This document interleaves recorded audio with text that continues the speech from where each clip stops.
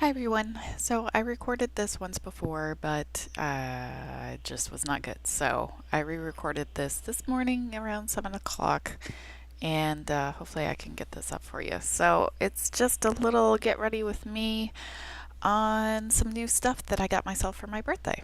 So I got the little third of an ounce Hourglass Veil primer, and because I finished that sample and have been liking it quite a lot, I couldn't really justify to myself buying the bigger size yet until I know that I'm really committed to it. I also got the Bite Agave lip mask in champagne. I'm not sure what I think about it yet. I had the old packaging, the metal tube of just the original formula. This one, the tube is definitely nicer, but I also feel like maybe it's not quite as moisturizing. I don't know. So tight lined with the Maybelline Master Drama, which I'm trying to finish. I don't really like it, but I'm using it. And my regular old primer, also something technically I'm trying to finish, the Too Faced Shadow Insurance, which is my favorite formula, along with the Lorac. So that Sephora Quint, I was initially attracted to it because it had that reddish brown. If you follow me on Twitter, Instagram, perhaps have probably talked about it in videos. I've just really been loving red-based browns. So I saw that and just couldn't resist. I also wanted a matte gray, and so that's what I'm using in the crease. It's kind of a greenish gray look in the pan, but when I see it in the video, to me it almost goes kind of brown on me. Anything that's slightly warm is going to go very warm on my skin just because my skin is kind of warm, plus I'm very fair and whatever. Anyway, so the texture of these shadows, they feel a little stiff to the touch, but I feel that they swatch really nicely. They apply on the eyes really nicely. So far, I've been really pleased with it, and I've used it about 3 times now. I don't know if it has a name. I think it says number 12 on the back, but they don't have a whole lot of these quints in the store at least, so I think it's pretty easy to identify. And I feel like it's just a really interesting mix of colors. I was really pleased with it the first time I used it. I just thought it was such an unusual combination and things maybe I wouldn't necessarily think to put together. And I don't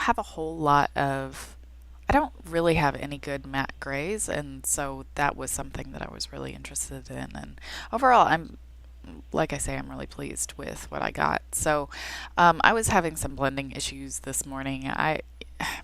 This is a different setup. I'm using my old makeup mirror on a little table so that I can kind of see what I'm doing a little bit better and hopefully not be completely um, like out of view for the camera. So I'm still kind of working on how to make that work. But yeah, I felt like everything was just sticking to my primer, like in a bad way. So this Pure Minerals Soul Mattes palette, I got this because of Kristen Game and Emily Noel 83. Um, and so far, I think my favorite part of the palette is that matte. Well, they're all matte. The highlight shade is just so pretty. Perfect for my brow bone.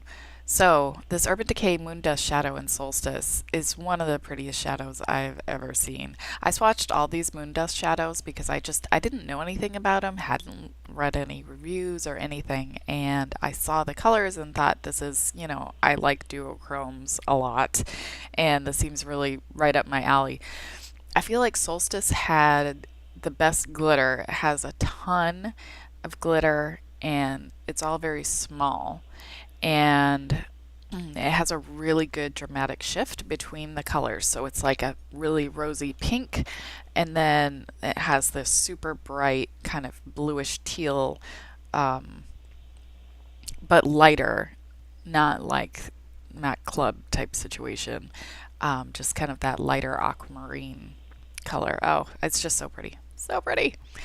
So I'm using that Studio Gear pencil, the brow definer, I think it's called, medium ash, and I forgot to get mascara, so I left and I came back, and now I have mascara.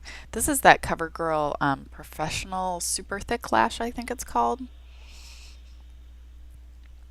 Kristen Game likes this and says it's a lot like her favorite Tarte Lights Camera lashes.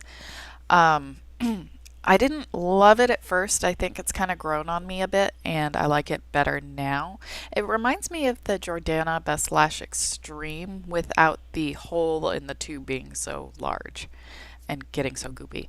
So I bought this kind of on a whim, kind of. This is the Dior Nude Air, Diorskin Nude Air, whatever, in shade 10, which is a little dark. But as long as I put it on kind of sheerly, I think maybe I can work with it. We'll see. I've only used it now like 3 times, and I got a sample of it in the original Sephora order I placed, and I did record a haul for this that I think I'll be able to use, so I'll go into details there. But so I got the sample in the like a medium shade. I applied it and I was shocked to see it did not settle into my pores. So when I was at the store, I'm like, well, there's no way the lightest shade is going to be light enough, so let me just watch it for kicks. But it turned out that it didn't oxidize a ton and it seemed like it was close. It's kind of that color that most of my foundations are. If you watch my latest foundation like swatch overview, they're all kind of in the same tone, and this one is too. So it's light, but it's not super light. So I think it's workable. And it has a funny smell. I don't like the smell. And it's a little bit more of a matte finish than I prefer, but we'll see. I will definitely return this one if I decide I don't love it, because it was $55, which is outrageous. Whatever. Okay, so under my eyes, I'm just using the CoverGirl+Olay, the depuffer as usual, and also as usual, to set that, I'm using that Sonia Kashuk discontinued brush and the NARS light reflecting setting powder pressed. And I'm just going back under my lower lash line with that kind of shimmery gray from this palette, just because I wanted a little bit more balance. Oh, and also that kind of creamy yellow shade on my inner corner. Sure, why not?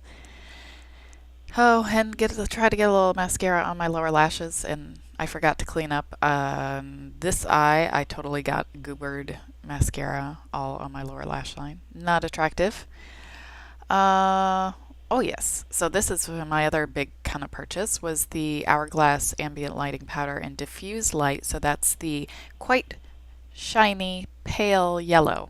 I like that it almost kind of makes up for having a foundation that's a little bit too dark, just a tiny bit, and it's it has a lot of shine. I didn't expect that really, but I saw it in the swatches at Sephora, so I knew before I bought it, but I was still a little surprised.